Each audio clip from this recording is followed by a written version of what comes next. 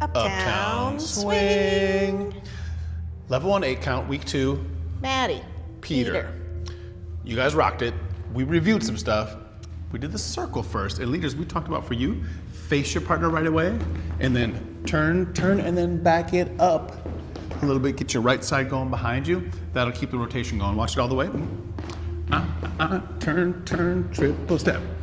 Followers, we really talked about starting those first 4 counts in place. Our rock, step, triple step, fight to stay here, and then you take a ride on the rest of the circle. And remember, when you did this, it ruins it. And if you hang out in that feeling, it doesn't ruin it. It feels good. Watch it from this way. Away you go. Rock, step, triple step, turn, triple step.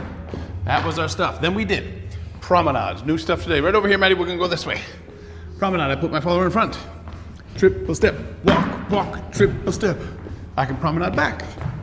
I could do a reverse promenade where I go in front. I could do that back where I came.